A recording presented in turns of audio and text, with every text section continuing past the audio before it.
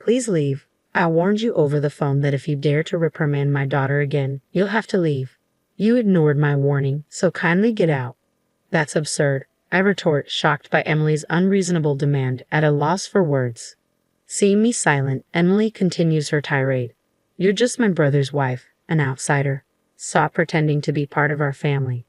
Hearing these words from Emily shatters something inside me. I had endured her verbal abuse and her daughter Olivia's selfishness, thinking they were family. But now, all the things I did with their interests at heart have been entirely negated. I have no reason to respect Emily and Olivia anymore. All right, I'll leave, I reply calmly and start packing. Emily and Olivia laugh heartily at my situation, but they won't be laughing for long. I think this as I gather my belongings. My name is Chloe. I live with my husband Ethan and his parents. Ethan had requested from the time he proposed that we live with his parents once we were married. At first, I hesitated, but when I met Ethan's parents, I realized they were decent folks who respected boundaries. Convinced that life with them would be manageable, I accepted Ethan's proposal. Once we moved in together, my mother-in-law took over all the housework while I worked outside. In turn, I took over the chores when I was at home. We divided the work in the house, and everything went smoothly. However, the visits from Ethan's sister, Emily, were always distressing. Emily has a daughter, Olivia. They frequently visited us, and each time Emily would take jabs at me relentlessly. Chloe, can I get a cup of tea? I'm so tired from my part-time job and raising my child.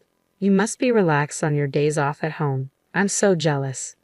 Well, I also work when I'm at home.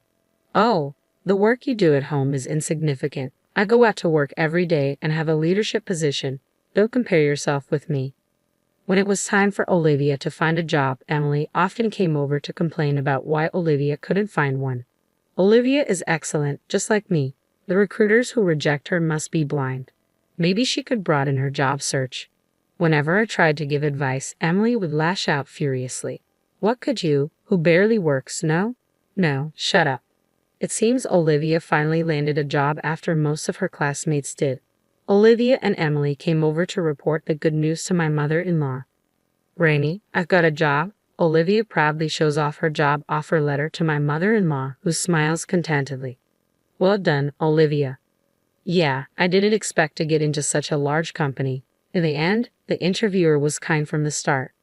Next to Olivia, Emily grins broadly. This company is a subsidiary of the company.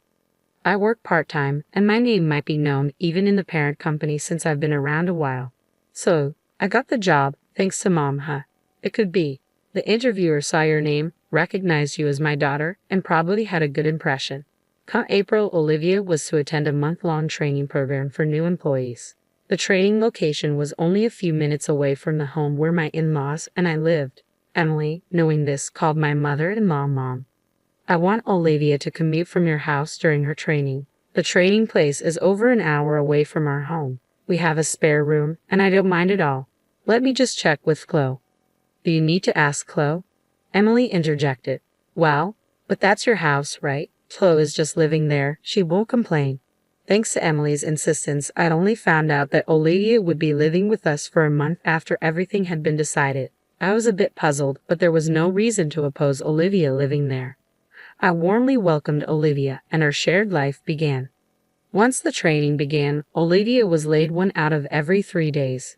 Despite the training location being just a stone's throw away, it seemed that her habit of waking up at a fixed time every morning had completely disappeared due to her relaxed student life.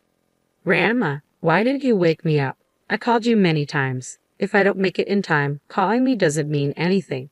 Forget it. I'm taking the morning off today. Please call the company and tell them I'm taking half a day off due to poor health. Olivia, you're an adult now. You should be doing such things yourself. If I say I'm too sick to even make a phone call, it'll be more believable. Just do as I say. Taking advantage of my mother-in-law's soft spot for her granddaughter, Olivia had become completely spoiled. Even when she came home from training, Olivia wouldn't do anything for herself. Grandma, I'm tired. Is dinner ready? Welcome back, Olivia. I'm about to make it. What? You're just starting now. Why didn't you have it ready by the time I got home? When I got home, tired and hungry, I wanted to eat right away. You're so thoughtless, I muttered, addressing my mother-in-law. I'm sorry, I'll have it ready soon, she responded. Seeing my mother-in-law being pushed around by Olivia, who was probably tired from her first job, I couldn't stand it any longer, and I spoke up. Listen, Olivia, having a warm meal waiting for you when you come home isn't something to be taken for granted. Why don't you show some appreciation to Grandma? Why do I have to listen to you, Flo? You're not even family. Stay out of it, Olivia retorted. Not family? I married Ethan, so I am part of your family, Olivia, I replied. Mom said Chloe is my brother's wife, so she's an outsider, Olivia countered. Then let me tell you, as a senior member of the workforce, Olivia, that you should take more responsibility for yourself. Waking up on time to avoid being late is a basic rule of being an adult, a senior in the workforce, I said firmly. You're not even going to work every day. Wait till you're actually working hard like me or Mom before you start acting all high and mighty, Olivia shot back, seemingly ignoring my words. Then one day, when I returned home from work, I could hear Olivia's loud voice coming from the living room. What do you mean you're going out? It's unacceptable that there's no dinner when I come home exhausted. I'm sorry, but we're looking forward to our theater outing that day, my mother-in-law explained. Your theater outings are just fun and games, Olivia retorted. I have work. You need to cancel it. Apparently, my in-laws had informed Olivia that they were going to the theater next week and wouldn't be able to cook dinner, and this had infuriated her. I was well aware that my mother-in-law had been looking forward to this day at the theater for quite some time. However, I was worried that if things kept going this way, they might feel compelled to cancel their plans to avoid upsetting Olivia. So, I hurriedly proposed a solution. Since you've been looking forward to this, you should go. I'll take care of Olivia's dinner that day, I suggested. My in-laws seemed thrilled by my suggestion, but they quickly began to worry. But isn't that a work day for you, Flo? Are you sure it'll be all right? They asked. Yes, if I arrange things now, I think I can get home early. So don't worry and have a good time, I reassured them. On the day of the theater outing, I left work early to come home. My in-laws happily left for their event. After seeing them off, I did some shopping for dinner and waited for Olivia's return. As always, as soon as Olivia came home, she lay down on the couch and waited for dinner. Oh, I'm hungry, Chloe. Hurry up and get cooking, she demanded. Olivia, let's cook together today, I suggested. At my words, Olivia jumped up from the couch. What? What do I have to do? Isn't it natural to cook your own food? No way. I've been at work. I'm not doing housework when I'm tired, she protested. I've been working too. I've got the ingredients. Can't you just help me out? I asked. You, Flo, can come home whenever you want from your easy job, and me, who has to go at a set time every day, are not the same. Just hurry it up and make it by yourself, Olivia snapped. The fact that I was able to come home early that day was a result of painstakingly adjusting my work schedule, but I doubted that Olivia would understand that. So allowing my anger, I calmly tried to reason with her. Listen, Olivia, I'm not asking you to help me because I find it bothersome to cook alone. I want you to understand what it means to be a responsible adult. What I don't need is your interference. After letting the grandparents go out without asking me or giving me a lecture, which is super annoying, Olivia declared, visibly irritated. She stood up and started dialing on her phone. Mom, listen to this. Chloe keeps nagging me and she won't even cook dinner. She unloaded her complaints about me to her mother, Emily. Once she had said her piece, she handed me the phone with a triumphant smile. Mom wants to talk to you, Flo. As I took the phone, Emily shouted angrily, Listen here. Who do you think you were talking to my daughter like that? As my son's wife, if you continue to cause problems for my daughter, I'm going to ask you to leave that house. It's not about causing problems. All I wanted to do was impart some sense of responsibility to Olivia as a working adult, I defended. So, you're trying to lecture on being a responsible adult, Chloe. You're not even a full-time employee. How can someone who is hardly needed by the company afford to be so cocky? Emily retorted. How can you say I'm not needed, Emily? When you've been around as long as I have, you can tell at a glance who's capable and who's not. I've made sure to see off many a dead weight, I countered.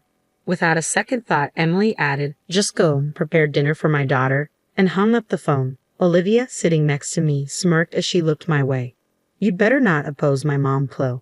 There's no one at work who can even admonish her, so get to making dinner already. With that, she sprawled lazily on the couch again. This mother and daughter pair. There's no reasoning with them. Left with no choice, I sighed and headed to the kitchen to prepare dinner. As I began to prepare the meal, Olivia nibbled on the food I had prepared and complained under her breath. Once she finished eating, she abandoned her dishes and headed back to the couch to watch TV without so much as a thank you. Hey Olivia, at least clean up after yourself. I tried to remind her, but all I got was a bored look from her. Suddenly, the doorbell rang, and to my surprise, it was Emily. Why are you here? I asked. To my surprise, Emily casually replied, it seemed like you didn't quite get the message over the phone, Flo, so I thought I'd come over and tell you directly. Excitedly, Olivia reported to her mother, Mom, listen. Just after you warned her over the phone, Flo started lecturing me again. Hearing Olivia's words, Emily glared at me. Looks like it was the right decision to come here after all. You're still complaining to my daughter even after everything I said. I had backed off on the phone, but I couldn't let this go for Olivia's sake. I had to say something. It's not a complaint. I'm merely teaching her the basic manners of cleaning up after herself, something even a grade schooler should understand. Emily snapped at me. There's no need for someone like you to be telling us about manners. Have you considered your own situation before lecturing about manners? What about my situation? You and Ethan can barely afford a house even with both your salaries combined. You're just leeching off this household. Why don't you change your own attitude before teaching my daughter about being a responsible adult? I'm not here to leech off you. As proof, I make sure to pay my fair share of the rent and living expenses every month, I retorted. Well, it doesn't matter either way. You're going to leave this place. Leave, Emily declared. I told you on the phone, if you continue to berate my daughter, you'll need to move out. You ignored my warning, so now it's time for you to go, Emily declared. That's absurd, I retorted, at a loss for words at the sheer injustice of it all. Seeing me unable to retaliate, Emily continued, you're still an outsider, even if you were my brother's wife. Stop acting like you're part of the family. Her words hit me hard, and something inside me crumbled. I had put up with Emily's insults and Olivia's selfishness because I thought of them as family. I had been rejected by them despite doing everything with their best interests at heart. There was no reason left for me to restrain myself with Emily and Olivia anymore. All right, I'll leave, I said quietly, beginning to pack my things. At the sight of me, Emily and Olivia started to crack up. Ignoring their laughter, I continued to pack. When my in-laws returned home, my mother-in-law's face shifted as she took in the scene. Oh, is that you, Emily? Chloe, what's with the luggage? She asked. Before I could answer, Emily chimed in. Chloe has been lecturing Olivia while she can't even do her own job. She's become such a nuisance. We've decided to send her packing. What? My mother-in-law's face drained of color. Apologize at once, and you too, Olivia. Why should I apologize to Chloe? If she wants to be part of our family, she should ask us. Maybe then we'll consider it, Emily replied, backed up by a firm nod from Olivia. My mother-in-law sighed deeply. You too. It's over for you. What? What are you talking about? The one who's done is Chloe, right? She's the one being cut off from our family, Emily retorted, leaving my mother-in-law shaking. Do you even realize who made it possible for Olivia to get her job?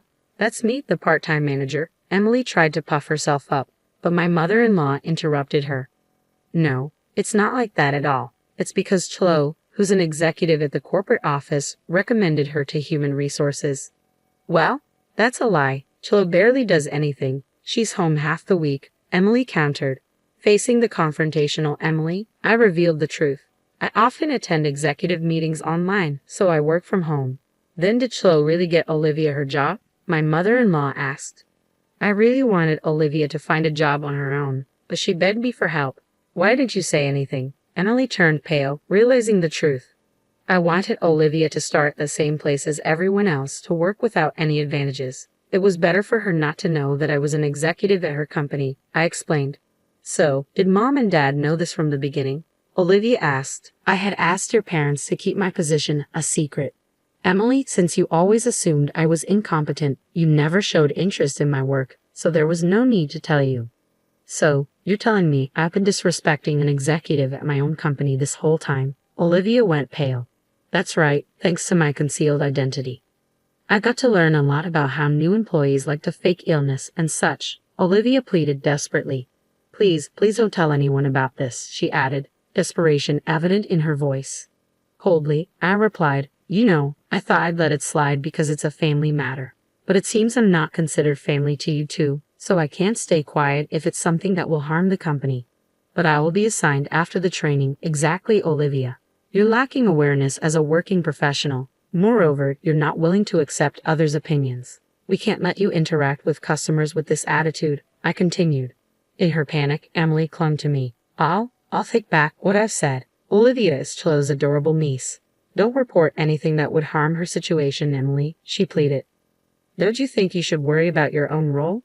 What about your part-time team's high turnover rate? It has been repeatedly brought up in the parent company's meetings. If it comes to light that you, as the manager, are forcing part-time employees to quit, it's going to be a big problem, I pointed out. Emily's face tightened as she remembered her own words. Wait, that's a misunderstanding. I was just guiding the unproductive part-timers, and then they quit on their own. I'm not responsible for this, she protested. Well, that can be investigated. We have a meeting next week with your company's board members. We'll report this and have it thoroughly examined, I informed her. No way. My hard-earned managerial position, Emily trailed off. Afterward, I decided not to leave the house after being persuaded by my mother-in-law, but I did report Olivia and Emily to the company. Olivia ended up attending a training center in the mountains for retraining for 6 months, while her peers were assigned positions one after another. It seems she was thoroughly drilled on the basics of being a professional, I recounted. Emily's workplace underwent an audit at my direction with complaints from other employees and testimonies from those she had forced to resign. It was found that Emily was using her position of authority to cause a lot of stress to those around her. As a result, Emily was fired, I continued. Emily seems to have started a new job to cover her living expenses. However, since she's only ever worked at one place before, she's having a hard time getting the hang of her new job. Despite this, she still acts high and mighty and seems to be on the verge of getting fired from her new job as well, I added. At this rate, her life will likely continue to be difficult. On the other hand, I continue to live peacefully, sharing household chores with my in-laws as usual. This incident seemed to have taken quite a toll on my mother-in-law, I reflected. Chloe, I'm sorry because I've spoiled Olivia and Emily. I made you go through such unpleasant experiences, my mother-in-law apologized. No, it's fine. I was happy that you stood up for me, I reassured her. Having had a good talk with my in-laws, I feel their bond is even stronger than before. Even though my sister-in-law turned out to be a challenge, I look forward to continuing to live with my mother-in-law, maintaining our good relationship, I concluded.